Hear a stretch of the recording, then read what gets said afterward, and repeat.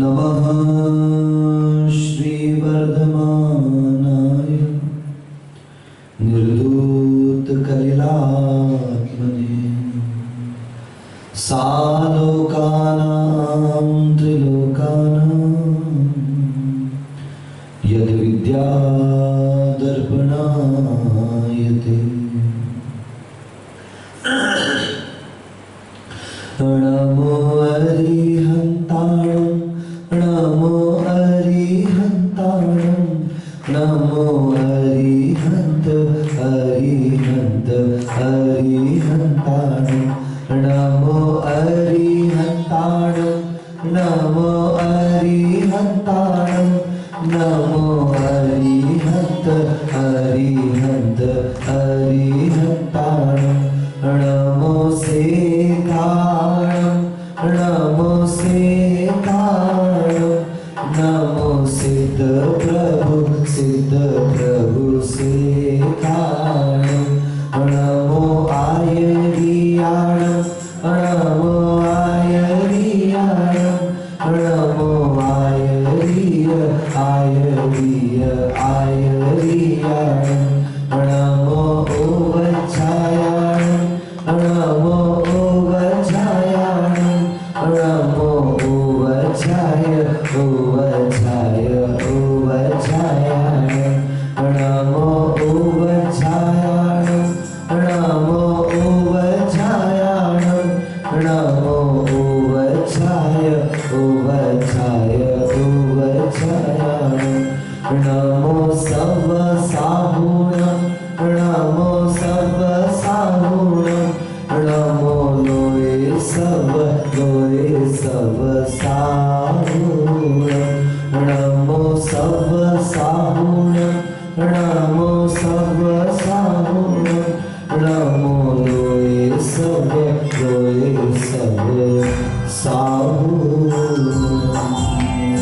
पंचपरमेश्वरी भगवान की, मूल नायक श्री एकहजाराम वृषभनाथ भगवान की, देवपुरी एवं श्रवणोदय में विराजमान चैतन्य चमत्कारी चिंतामणि पार्श्वनाथ भगवान की, आचार्य भगवान समंत भद्र महाराज की, चारित्र चक्रवर्ती गुरुवर आचार्य प्रथमाचार्य श्री शांति सागर जी महाराज की, परम पूज्य समाधि सम्राट अभीक्ष्ण ज्ञानोपयोगी वात्सल्य मूर्ति मम दीक्षा गुरुवर श्रेष्ठ भट्टाचार्य श्री अभिनंदन सागर जी महाराज की,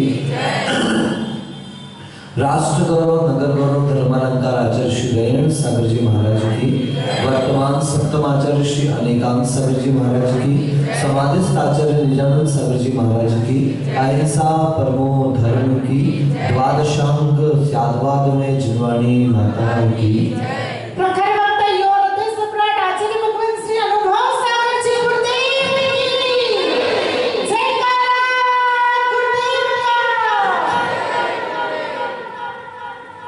अड़िंदा से अंधेश्वर तक, नागफड़ी से चबलेश्वर तक, आपको इधर वागोल भी है, उधर देवपुरी भी है, एक खुणादरी भी करके कोई जगह है, स्वर्ण प्रतिमा जहाँ पर विराजमान है। ऐसे अनेकानेक तीर्थ क्षेत्रों के उद्धार का दौर भी प्रारंभ हुआ।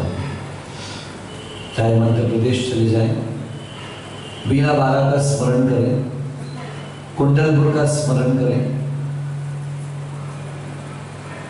क्या हो रहा है, रामटेक का स्मरण करें, अथवा और भी कई छोटे बड़े, बधा जी, अभी एक भाई साहब ने आपके सामने कुटोरा जी करके नाम लिया, शायद उनमें से कोई जानता भी नहीं होगा कुटोरा जी अभी तक कहाँ था। मैंने बहुत सोचा, पूज्य आचार्य भगवान विद्यासागर जी महाराज के प्रभाव से और उनके आशीर्वाद से सैकड़ों तीर्थों का उद्धार हुआ। कभी उन्होंने किसी रथ का प्रवर्तन नहीं किया, कभी किसी समाज में किसी को लेने देने नहीं भेजा, पर आज आवश्यकता क्यों महसूस हुई? कल विचार कर रहा था, भैया से पूछने वाला था कि एक स्थानीय क्षेत्र है और स्थानीय समाज मिलकर के उसका उद्धार कर सकती थी, फिर इतना परिश्रम किसके लिए किया जा रहा है? अंधेश्वर है, स्वाभाविक रूप से वागड़ का क्षेत्र है, और स्वाभाविक रूप से कुशलगढ़ आदि को आसपास के समाजों का क्षेत्र है, और वे समाजों का कर्तव्य बनता है कि वे अपने निकटस्थ क्षेत्र का उद्धार करें। और ऐसे ही ऐसे प्रत्येक जो क्षेत्र है आपके यहाँ गोवाड़ी गलियाकोट, ये सारे क्षेत्र हैं, स्वयं आपके नगर में 7-7 जिनालय हैं। इन सबका उद्धार और नव निर्माण ये स्थानीय समाजें करती चली जा रही हैं। सब अपने अपने स्थानीय क्षेत्र के बारे में अगर जागरूक हो जाएं तो निश्चित रूप से इन क्षेत्रों का निर्माण और उद्धार हो जाएगा। मैं ऐसा सोच ही रहा था, शाम को वापस वैयावृत्ति के समय वहां पे जाकर के बैठा तो वो कागज फिर से मेरे सामने आ गया, तो मेरे मन में एक दूसरा विचार भी आया कि अभी इसको अगर धन की दृष्टि से ना देखा जाए, धन संग्रह की दृष्टि से ना देखा जाए, तो भी एक प्राचीन तीर्थ के परिचय की दृष्टि से अगर लिया जाए तो अपने आप में एक सार्थक प्रयास है। हम अपने क्षेत्रों के जीर्णोद्धार का जो पुरुषार्थ कर रहे हैं, चाहे वो किसी भी क्षेत्र का किया जा रहा हो, किसी भी संत के माध्यम से किया जा रहा हो, किसी भी समाज के माध्यम से किया जा रहा हो, ये सैकड़ों वर्षों तक पुनः हमारी संस्कृति को पुनर्जीवित करने का ये जो पुरुषार्थ है, ये भी अपने आप में उपगुहन और स्थितिकरण यानी सम्यक दर्शन के स्थितिकरण का एक महान अंग बन जाता है। स्वयं शुद्धस्य मार्गस्य बाला सक्त जनाश्रयाम, ऐसा कलम ने सूत्र पढ़ा था। वाच्यताम यत् प्रमार्जन्ति तद वदन्ति उपगुह्यम्। पहले जो स्वयं शुद्ध है, शब्दों पे ध्यान देना, आप ऐसा करो, आप ऐसा करो, वो ऐसा करें, उनको ऐसा करना चाहिए, ये जो दूसरों को बताने के चक्कर में काम चल रहे हैं, इसके चक्कर में परिवार टूट जाते हैं, इसके चक्कर में मित्रताएं टूट जाती हैं, इसके चक्कर में संबंध टूट जाते हैं, इन चक्करों में संग तक बिखर जाते हैं। क्यों? क्योंकि हम खुद नहीं करना चाहते लेकिन दूसरों को बताना चाहते, हम खुद नहीं सिखाना चाहते लेकिन दूसरों में देखना चाहते। मुझे याद है, लगभग अहमदाबाद की मुझे बात याद है, एक ब्रह्मचारिणी मेरे संग में दर्शन करने के लिए आई। उस समय संग में 2-3 बहनें थी, तो वो ब्रह्मचारिणी तुरंत मुझसे कहती है, और उनसे भी कह दिया उस समय जो 2-3 बहनें थी, अरे दीदी तुम लोग ध्यान नहीं रखते, तुम्हारा पल्ला पीछे चला जाता है, तुम्हारा पल्ला खिसक जाता है। इस तरीके से उन्होंने दीदी ने कहा, और जैसे ही उन्होंने कहा, जस्ट 1 मिनट बाद जिन्होंने कहा उनका पल्ला भारत से श्रीलंका पहुंच गया। मैंने कहा it is very much easy to fight for principles but that much difficult to live with them. सिद्धांतों के लिए जीना बहुत आसान, लड़ना बहुत आसान है, लेकिन कठिन है उन सिद्धांतों को स्वयं जी जाना। हम लड़ने सब तैयार हो जाते हैं, विवाद करने सब तैयार हो जाते हैं, लेकिन जब जीवन जीने की बात आती है तो हम सब उसमें फेल हो जाते हैं। हम दूसरों को कहते हैं वाद मत करो, हम दूसरों को कहते हैं विवाद मत करो, और जब अपना नंबर आता है तो झांसी की रानी क्या बन जाते हैं? लक्ष्मीबाई बन के खड़े हो जाते हैं, यहां सारे महाराणा प्रताप बन के खड़े हो जाते हैं। आचार्य भगवंत कहते हैं सुनो पर उपदेश कुशल बहु तेरे। दूसरे को उपदेश देने से पहले हम स्वयं संभल जाएं, हम स्वयं समझ जाएं, तब हम दूसरे व्यक्ति को मार्ग बनाने के योग्य हो सकते हैं। आप स्मृति हो या भूल गए हो, क्योंकि आप तो कल का प्रवचन शाम को भूल जाते हो, आज का प्रवचन शाम को प्रश्न मंच में भूल जाते हो, तो हो सकता है आप भूल गए, इसलिए दोबारा सुना देता हूं। भगवान महावीर का क्या संदेश? बोलो, अरे संदेश बताओ, फिर से बोलो। Are you sure? पक्का है ना? कुछ दिन पहले ही चर्चा करी थी आपसे, मैं उल्टा कर देता हूं, जीने दो फिर जियो। नहीं, भगवान महावीर बहुत स्पष्ट है, बहुत प्रखर है, बहुत क्लियर है, बिल्कुल साफ साफ कह रहे हैं, लिव एंड लेट लाइव। जो खुद जीना नहीं जानता है, जो खुद जीना नहीं समझता है, जिसको स्वयं जीने की कला नहीं आती है, वो किसी दूसरे व्यक्ति को कभी प्रेरणा भी नहीं दे सकता। वो दूसरे व्यक्ति को अधिक सिखाने की कोशिश कर रहा है, तो ऐसे व्यक्ति के वचन कभी भी कार्यकारी होने वाले, और जिसके जीवन में उतरा हुआ है, जिसके स्वयं के जीवन में है, उसे शायद शब्दों की आवश्यकता कम पड़ेगी। यहां हम मेहनत कर रहे हैं, यहां हम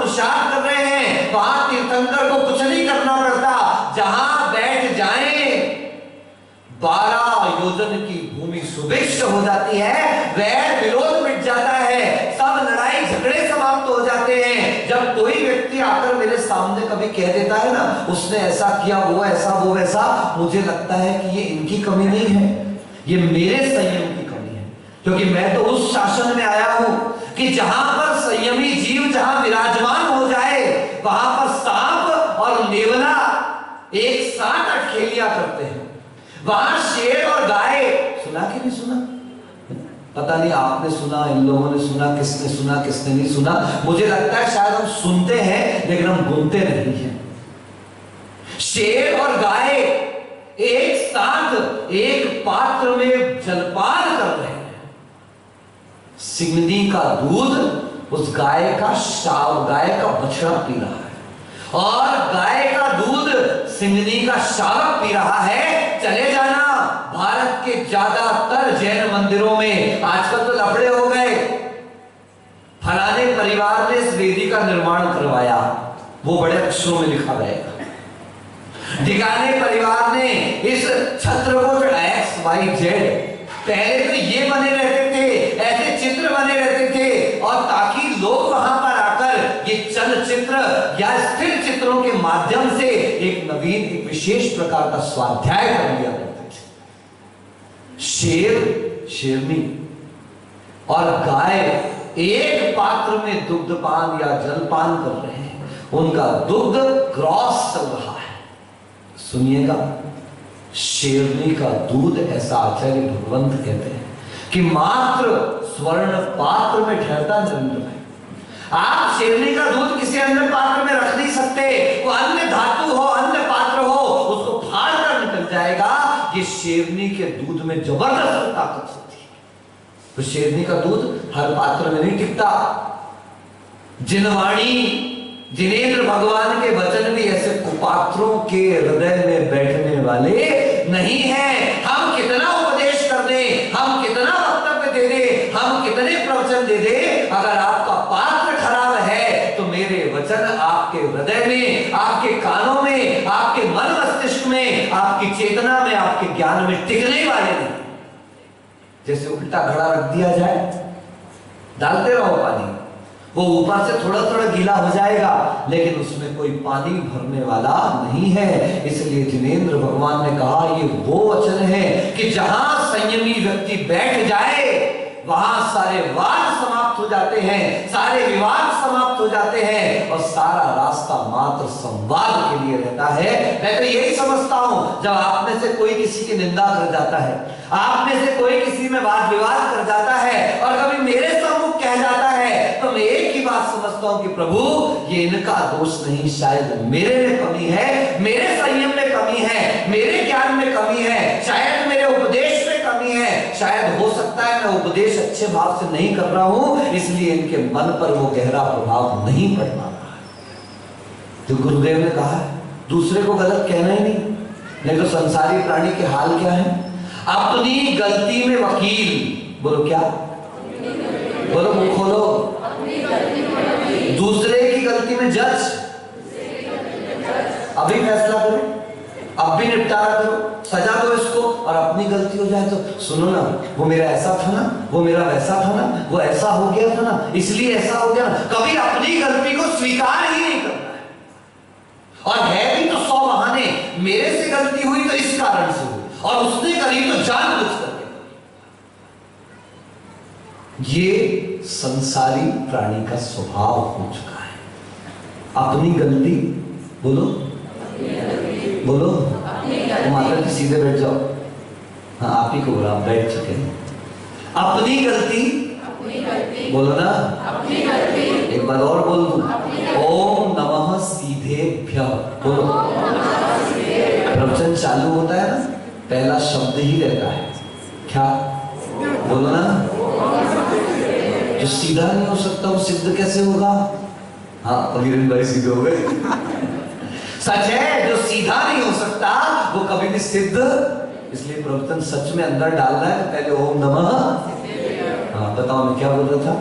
अपनी गलती, बोलो, अपनी गलती राई के दाने के बराबर, तुम्हारी गलती सुमेरु के समान, मेरे गुण सुमेरु के समान, तुम्हारे गुण आए। कितने होशियार, अभ्यास ही इसी का है महाराज।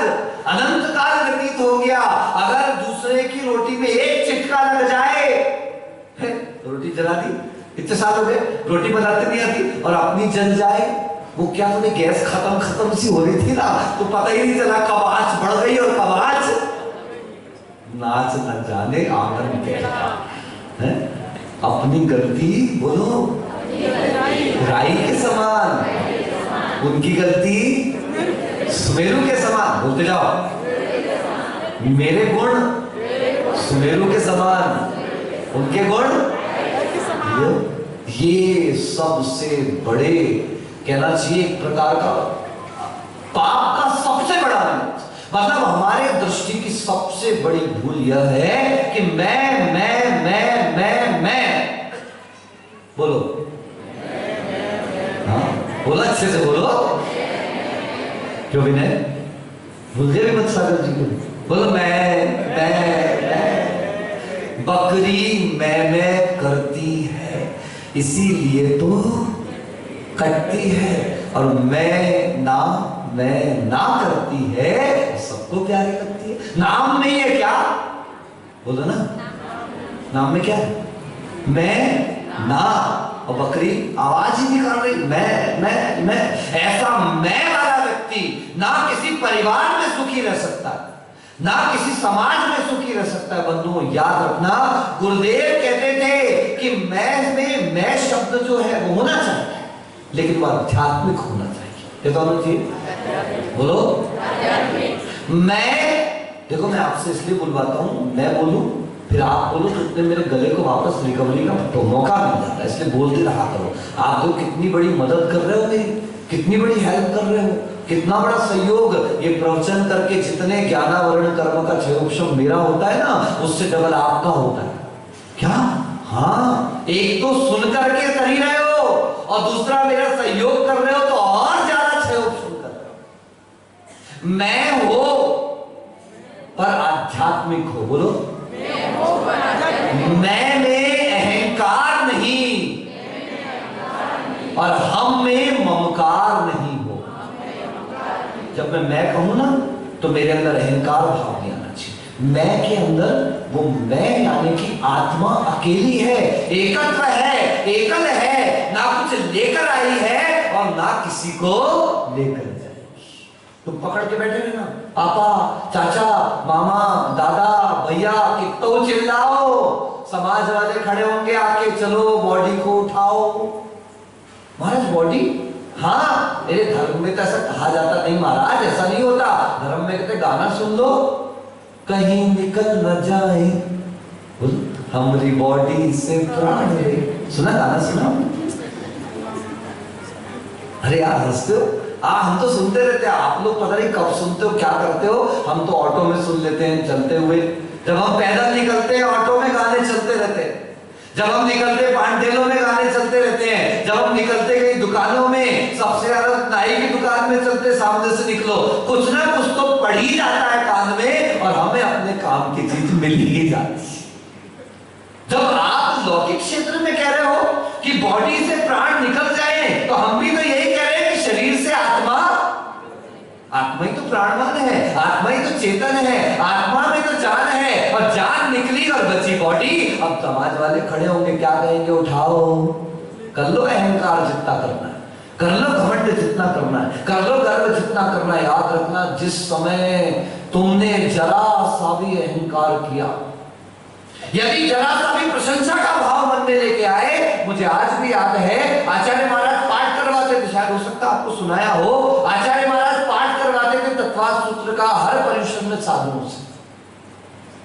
मेरा थोड़ा सा प्रभु की कृपा से अच्छा संस्कृत का पाठ था, तो किसी भी साधु को कहा नहीं उन्होंने कि आज तुमको पाठ करना, पर्यूषण का पहला दिन आ गया, 1:30 बजे के आसपास संघ में जो सब व्यवस्था है उस समय देखते थे, मुनि प्रसाद सागर जी थे, वो गए। अच्छा श्री आज किसी का पाठ निर्धारित नहीं हुआ, तो बोले हर बार मैं करूं, तुम लोग कर दो निश्चित। तो प्रसाद सिंह का अच्छा श्री आपकी आज्ञा के बिना कोई महाराज हाँ कहने वाले हैं नहीं, अपने से आगे आकर आप आचार्य कहे हाँ किसको दे किसको दे, एक काम करो अनुभव को बोल दो, उसका पाठ अच्छा है। जैसी प्रसाद सागर जी मेरे पास आए 1:45 बजे थे, घड़ी में आज भी वो घड़ी याद है मुझे कमरे की, 1:45 बजे थे और जैसी प्रसाद सागर जी ने आकर के कहा आज तुम्हारा पाठ है, मैंने कहा भाई मरना है क्या, जिंदगी भर भाई मुंह में घुसा रहेगा। तो आचार्य को एक बार तो चल गया अपने से, नहीं आचार्य ने कहा, मैंने कहा कह ही नहीं सकते। बोले भैया मैं आचार्य के पास गया था, आचार्य ने कहा है अनुभव का पाठ करा दो, उसका पाठ अच्छा है, बस जैसी सुना अच्छा है अपना तो बिल्कुल। आचार्य ने कहा अनुभव साधन से करा दो पाठ अच्छा है, मेरा तो सीना ऐसा था बिल्कुल फाड़ के आगे आ गया बिल्कुल सीधा, मेरा पाठ अच्छा है मेरा पाठ अच्छा है। अब देखो घमंड, ओवर कॉन्फिडेंस, ना पुस्तक देखी ना किताब देखी, आराम से गए, एक बार जंगल जाना था फटाफट होकर क्या है मुंह हाथ धोया, बिल्कुल मेकअप करके तैयार पहुंच गए मंच पर साहब बिना 12 के पास से जाके पाठ चालू हुआ। मोक्ष मार्ग से नेतारम, अहंकार तो था ही थोड़ा, अकड़ के बैठे थे, माइक ऐसा नीचे था, हमने अकड़े तो थोड़ा माइक ऊंचा करना पड़ा। मोक्ष मार्ग से नेतारम वेत्तारम कर्मभूवृताम ज्ञातारम विश्व तत्वानाम वंदे तत्व लब्धये। और जयकारा बोला तो मूल नायक का नाम भूल गया, जयकारा बोला तो उमा स्वामी की जगह समंतभद्र की जय बोल गया, जबकि है उमा स्वामी का। एक सूत्र पढ़ा, 2 सूत्र पढ़ा, कहीं स बिगड़ा, कहीं विसर्ग खिसका, कहीं कुछ खिसका, 7 सूत्र तक लगातार slip slip slip slip slip. मैंने एक बार आंख बंद कर सब मेरी तरफ देखने लगे, महाराज ये कर क्या रहा है, इसका तो बहुत अच्छा पाठ है। मैंने कहा वही तो लग रहा है। मैंने मन में विचार किया, देख भाई ये घमंड है और लोगों को बाद में फल मिलता है, मुझे तत्काल फल मिल गया। क्या हुआ? तत्काल फल मिल गया कि मैंने घमंड किया, देख ये जीभ स्लिप होना प्रारंभ हो गई। मैंने क्षमा याचना सिर्फ 15-20 सेकंड में विचार किया और अंदर क्षमा याचना करी अपने आप में कि भगवान मुझसे भूल हुई, मुझे अहंकार नहीं करना चाहिए। बस 8वें सूत्र से जो चालू हुआ 22 मिनट में पूरा तत्वा सूत्र साधन संपन्न हुआ। लेकिन उस दिन शिक्षा मिल गई, उस दिन सीख मिल गई। बस ताली की कोई जरूरत मालूम है, अच्छा ही बोल रहे हैं, चलो आगे काम, टाइम पास नहीं करना। मुझे विश्वास हो गया उस दिन कि अहंकार करने से कुछ भी मिलने वाला। मैं पिछियां बनाता हूं, आपको बताऊं, ब्रांड चलता है अपना साहब अनुभव सागर जी की पिछी। अभी 3-4 साल से थोड़ा ऐसा हो गया कि हर पिछी में कहीं ना कहीं कोई ना कोई मिस्टेक हो जाएगी। जितने आते थे महाराज आपके पंख तो एक ही आंख दिखाई देती है, मतलब ये होता है ना, एक ही आंख दिखाई देती है हमारी, मेरे हाथ की नहीं है पिछी। बार बार सब कहते थे, मैंने कहा अपना भी ब्रांड है साहब, सबको अपने हाथ की पिछी बहुत पसंद आती है, कितनी शानदार पिछी बनाते हैं। 3 साल गुजर गया साहब, अभी तक एक भी पिछी में मन से नहीं कह सकता कि मेरी परफेक्ट बनी। क्यों? ये अहंकार हो बेटा। इस बार थोड़ा अहंकार को कम किया, देखते बना के बन गई। तो खाने में भी ऐसा हुआ, जब जब मैं आहार कराने जाता था और मैं अपना एक सामान खुद बना के ले जाता था, हर बार आहार कराऊं महाराज जी से पूछता, महाराज जी अच्छा बना ना? अब बेचारे महाराज फंस गए, अच्छा बोले तो फंस गए, बुरा बोले तो मेरा थोड़ा बिगड़े। अब बेचारे महाराज क्या बोले, आज महाराज बना हूं तब समझ में आता है कि मैंने कितना अत्याचार किया होगा उन महाराज के ऊपर, कितना इमोशनल ब्लैकमेल किया होगा उन मुनिराज को। क्योंकि अगर श्रावक अपना भोजन बना के अगर साधु से ऐसा पूछ ले कि महाराज ठीक तो बना है, महाराज अच्छा तो बना है, ये एक प्रकार का इमोशनल अत्याचार है। फंस गए बाबूजी, ना कह नहीं सकते, हाँ करें तो प्रशंसा नाम का दोष लिख दिया। दोनों तरफ से गए और कहीं मेरी प्रशंसा हो गई और सामने वाला भूल गया तो अगले दिन वो वैसा नहीं बनना। ये भी फाइनल। क्या सुन लो, बिल्कुल लिख के दे रहा हूं, पूछा मत करो कभी अच्छा बना कि नहीं बना। अगर उन्होंने कह दिया और आप भूल गए तो दूसरे दिन बिगड़ना पक्का। स्वयं शुद्धस्य मार्गस्य जियो, और जो पहले स्वयं चल रहा है, स्वयं सीख रहा है, स्वयं शिक्षित है, स्वयं जागृत है, वह दूसरे व्यक्ति को उंगली दिखाए। ये तो आज ध्यान रखना, जब हम किसी को दोष बताते हैं, हम किसी के दोष कहते हैं, तो एक उंगली बोलो ना उसकी तरफ करो, उंगली उठाओ, जल्दी हाथ बढ़ाओ, मेरी तरफ करो समान। अरे करो तो, मैं कह रहा हूं आज्ञा का पालन करो, मेरी तरफ उंगली करो, जल्दी करो, क्योंकि मैं जो बताना चाहता हूं वो तभी हो पाएगा जब तुम मेरी तरफ उंगली करोगे। करो जल्दी से, तरुण सागर को याद करो। उंगली किसकी तरफ है? एक प्रेरणा बोलो, उंगली किसकी तरफ है? ओ नगर पालिका अध्यक्ष महोदय करो। अब ध्यान से देखो, 3 उंगली कहां है? तालियां बजाओ जल्दी से। क्या बात है। जब आप किसी को 1 उंगली दिखाते हैं तो 3 उंगली सुन रहे हैं ना? ये तो पुरानी बात है नरेंद्र जी, ये तो पुरानी बात है पवन भाई। अब अनुभव की बात सुनो कि जब आप किसी को उंगली दिखाते हो, 1 उंगली उसकी तरफ, 3 गुना तुम्हारी तरफ, और सबसे बड़ी बात ये अंगूठा भगवान की तरफ। ऐसा माना ना ऊपर भगवान है। भगवान तुमने कहा था किसी के दोष मत देखना, दिख जाए तो कहना मत, और कह भी दो तो प्रेम से कहना।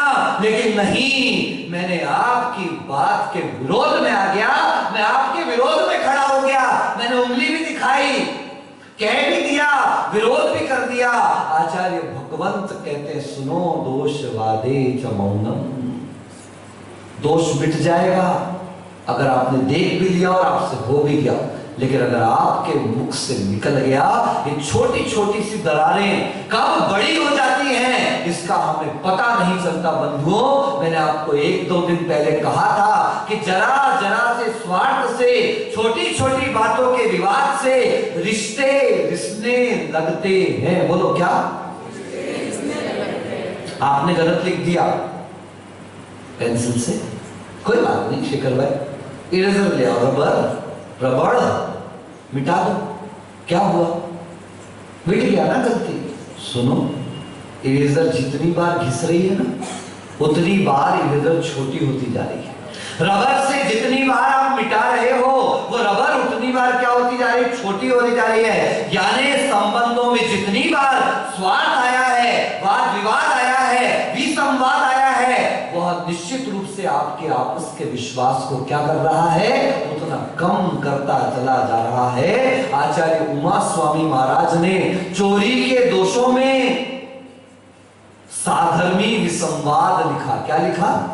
तुमने तो कोई वस्तु नहीं उठाई, तुमने किसी की चीज नहीं छीनी, फिर भी साधर्मी अगर आपस में विवाद करें तो अपने चोरी ना अचोरी, क्या नाम है? अचौर्य, ऐसे महाव्रत या ऐसे अनुव्रत को दूषित कर रहे हैं। यानी विवाद करने से इतने बड़े दोष हमारे जीवन में आते चले जाते। और तब होता है जब हम दूसरों की गलतियों को उघाड़ना चाहते हैं। क्या करना चाहते हैं? मैंने एक दिन कहा था आपसे, कोई बात फैलानी है गांव में, कह दो। राजू भाई तुम मेरे खास हो, देखो बहुत खास हो, संचालन तुम भी कर रहे हो, मेरे को उठा भी सकते हो और पटक भी सकते। संचालक में वो ताकत होती है साहब। ध्यान रखें, मेरे शब्द पे ध्यान दे सब लोग। जिसके हाथ में थोड़ा बहुत पावर आ गया है, चाहे वो समाज में आया हो, चाहे वो परिवार में आया हो, और चाहे वो संघ में आया हो, वो पावर आपके गुरु को बना सकता है और आपके गुरु को गिरा भी सकता है। आप संचालक हैं साहब, मैंने आपसे कहा, मैं आपसे कह रहा हूं, आप किसी से हैं? आप घर गए, dash dash dash dash dash, आप समझते जाओ, सबका कोई ना कोई खास, सबका कोई ना कोई खास, सबका कोई ना कोई खास, और जो आपका खास वो कहीं ना कहीं मेरा भी खास। वो आए हमारे पास खासो खास, महाराज जी एक बात कह रहे हैं आपसे, आपको इसे कही हो नहीं पता चले, इसने ठोक लिया, हम ही ने कही थी और हम ही तक पहुंच गए। अगर आपने पहले सबसे कह दिया, अब आप उसको कैसे संभालोगे? क्योंकि जिसकी बदनामी हो गई, जिसका नाम खराब हो गया, अब आप उसको संभाल नहीं सकते। आपको संभालना है, पहले उससे मित्रवत व्यवहार बनाओ। आपको संभालना है, पहले एक अच्छा संबंध स्थापित करो, और उसके बाद धीरे से उसकी उस कमी तक उसको पहुंचाओ, ताकि वो मित्रता की उस कमी को समझ सके। आप सीधे खड़े हो गए, एक काना कैसे भूल गई रे? ओ काने को काना कहूं, तुरंत ही पढ़े टूट, धीरे धीरे पूछ लो भैया कैसे गई है फूट। बोलो ना, काने को काना कहो, चढ़ पड़ेगा, तुरंत ही पढ़े टूट, भैया तुम धीरे धीरे पूछ लो ना, कैसे गई है, फूट सब बता देगा, अपने दिल के सारे राज खोल देगा, अपनी सारी परेशानियां बता देगा, अपनी सारी समस्याएं बता देगा। लेकिन आप ध्यान रखें, अगर आपने 4 को कह दिया, अब उसका उपगमन नहीं हो सकता। अगर आप किसी की गलती को सुधार, क्या जैनाचार्य लिखते हैं, सोचो तो, पहले उपगूहन, उसके बाद स्थितिकरण। बोलो पहले, बोलो पहले, पहले, फिर से बोलो पहले, उसके बाद उनको संभालना है, पर संभालने के पहले उसको छुपाना भी है। अगर निकल गया, अब आप उसको नहीं बचा सकते। इसलिए बंधुओं, अगर किसी की गलती मेरी दृष्टि में आ जाए, 1 मिनट की कथा सुनाता हूं, सिर्फ 1 मिनट, सबने खूब सुनी है। वो चोर को पता चल गया कि सेठ जी के घर में इतनी सुवर्ण की प्रतिमा है, बस मुझे तो वो प्रतिमा चाहिए, मैं तो चोरी करके लाऊंगा, लेकिन इतना पहरा, इतनी निगरानी में कैसे जाऊंगा। उसने क्षुल्लक का वेश बनाया और थोड़ा सा बीमार बना दिखाया, सेठ के घर पहुंच गया। सेठ तो सम्यक दृष्टि था, धर्मात्मा था, उसके बहुत मन में भाव साधुओं के प्रति थे। साधुओं की कमी भी देखता था तो दबा जाता था, पी जाता था, बचा जाता था।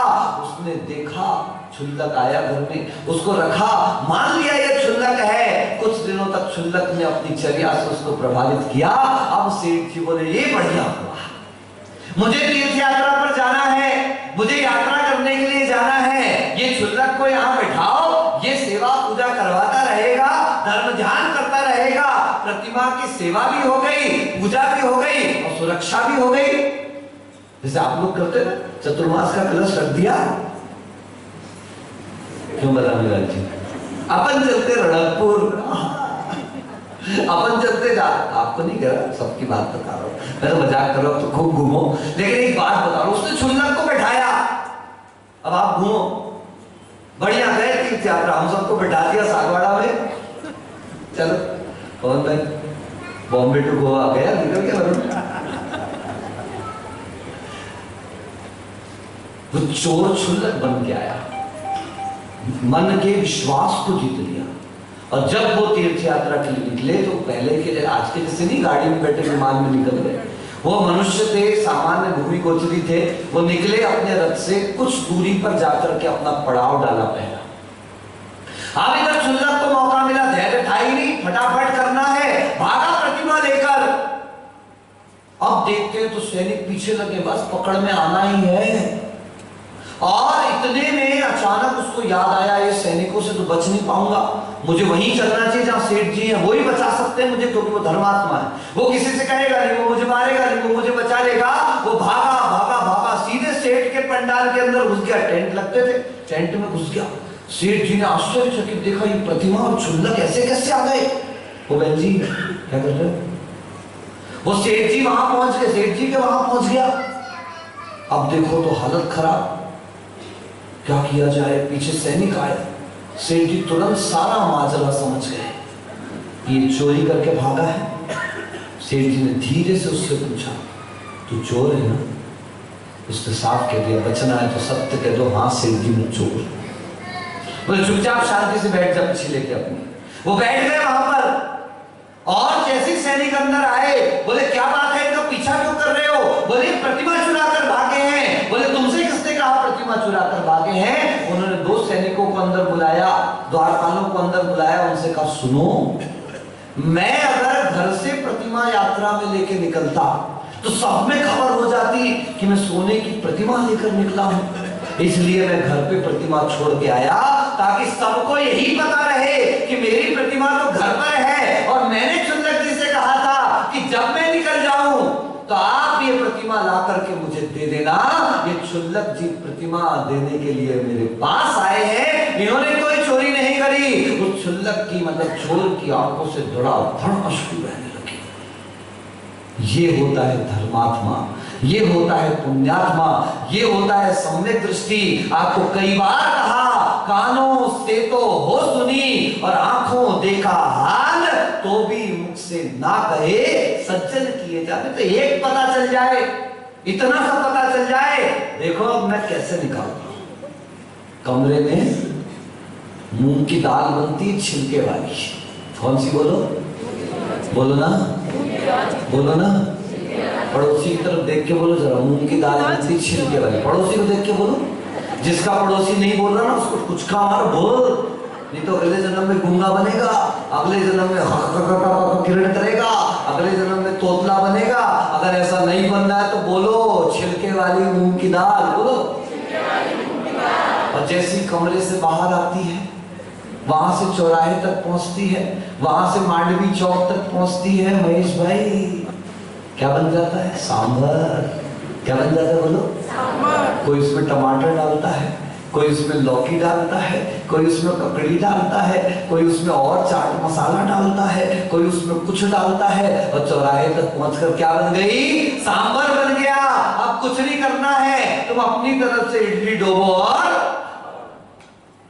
इसलिए आगम में सबसे महत्वपूर्ण अंग अगर कोई है वह उपगूहन अंग है। अगर मेरी दृष्टि में किसी के दोष आ जाए, अगर किसी साधु के दोष आ जाए, अगर किसी व्रती के दोष आ जाए, अगर किसी महाव्रती के दोष आ जाए, अगर किसी धर्मात्मा के दोष आ जाए, तो संभाल लेना, किसी से कहना मत, क्योंकि जैसे ही आप कहोगे आदमी उस व्यक्ति को गलत नहीं समझता, आदमी धर्म को गलत समझने लगता है, धर्म के मार्ग को गलत। अरे सब मुनि ऐसे ही होते हैं, अरे सब साधु ऐसे ही होते हैं, अरे ऐसे ही होते हैं, ऐसा मानकर वो हर साधु के प्रति वैसी ही दृष्टि रख लेता है, हर व्यक्ति के प्रति ऐसी दृष्टि रख लेता है, वो धर्म के स्वरूप को गलत स्वीकार कर लेता है। इसलिए अगर धर्म को बचाना है तो धर्मात्मा के स्वरूप को बचाना होगा। कमियों को देखकर अगर सुधारना है तो पहले स्वयं सही मार्ग पर चलना होगा और उसके बाद दूसरे को मार्ग दिखाना होगा। यही वास्तविक तरीका है, सही विधि है, सही मार्ग है। हम ऐसे मार्ग को समझ जाएं। स्वयं शुद्धस्य मार्गस्य, स्वयं मार्ग में शुद्ध होता हुआ, बालाशक्त जनाश्रयम, जो बाल हैं, अशक्त हैं, ऐसे लोगों को भी संभाल करके लेकर के चलता है। वाच्यताम यत् प्रमार्जन्ति, अगर उनकी निंदा भी हो रही है तो उसका प्रमार्जन करते हुए तद्वदन्ति उपगूहनम, इसी को जैनाचार्य उपगूहन कहा करते हैं। पहले छुपाना और उसके बाद बोलो, पहले छुपाना फिर संभालना। ये मार्ग हम सबको भी प्राप्त हो, हमारी भी ऐसी बुद्धि बने, हमारा भी ऐसा विवेक जागृत हो। बोले गुरुवर आचार्य अभिनंदन सागर जी मुनि महाराज की। थोड़ा सा परिवर्तन कल के लिए कर रहे हैं। पहले शांतिनाथ भगवान के मंदिर का कहा था, पर वहाँ पर कुछ मतलब जो मंदिर के कार्यकारी व्यक्ति हैं उनके यहाँ विशेष अस्वस्थता होने के कारण कल की व्यवस्था नहीं हो पाएगी। तो कल आचार्य रैन सागर शांति धाम यानी पगलिया जी, वहां पर कल सुबह भगवान का भव्य पंचामृत अभिषेक संपन्न होगा। यहीं से सवा सात नहीं, टाइमिंग चेंज, धीरे सुनते जाओ, सूचना पूरी, नहीं तो फिर मैं नहीं दोबारा बता पाऊंगा। कल सुबह संघस्थ प्रतिमा का अभिषेक 6 बजे से प्रारंभ होगा, क्योंकि 2 बार हम उतनी दूर नहीं जाएंगे, इसलिए यहाँ पर 6 बजे से अभिषेक प्रारंभ होगा और यहाँ से 7 बजे समूह रूप में अपन जैसे हर बार जाते हैं उस तरीके से आचार्य रैन सागर शांति धाम में हम लोग वहां पर कल वात्सल्य पर्व पर भगवान का पंचामृत अभिषेक शांति धारा संपन्न होगी। उसके बाद यहाँ लौट करके प्रवचन और निर्वाण लाडू भगवान श्रेयांसनाथ का इसी स्थान पर चढ़ाया जाएगा। इस बात को विशेष रूप से ध्यान रखें और आप अपनी समाज के मैसेज में भी निकाल दें, क्योंकि 2 दिन से शांतिनाथ मंदिर की घोषणा हो रही है, इस कारण से उनको वापस वसूला। टाइमिंग्स बहुत इंपॉर्टेंट है। अभी तक 7:15 साढ़े 7 बजे जाते थे, जाएंगे अभी भी, लेकिन सुबह जो लोग जंगल के लिए आते हैं उनको मना कर देवे, क्योंकि यहाँ से फिर जंगल और अभिषेक दोनों के लिए एक साथ ही यहाँ से प्रस्थान करें। ठीक है, चलिए। आपकी कोई सूचना? आज शाम को बच्चों का 7:30 बजे से विधिवत, जैसे प्रति शनिवार हो रहा है, आज वासना का अंत नामक नाटक, आज वो जो पूरा ग्रुप है, हर्ष दक्ष वगैरह वाला ग्रुप, इन बच्चों के माध्यम से तैयार किया गया है और 2 दिन के अल्प समय में आज संध्या कालीन प्रथम तो मंगलाचरण 2 और उसके बाद वह नाटिका यहाँ पर प्रारंभ होगी। आप समय का ध्यान रखते हुए जैसे पिछली बार आए थे, इस बार भी आकर के उनका उत्साह वर्धन करें। चलिए। गुरुदेव की आज्ञा से जैसे कि आज हमने परिवर्तन किया था, की लिस्ट के अनुसार 3 व्यक्तियों के रोजाना हम नाम यहाँ से घोषित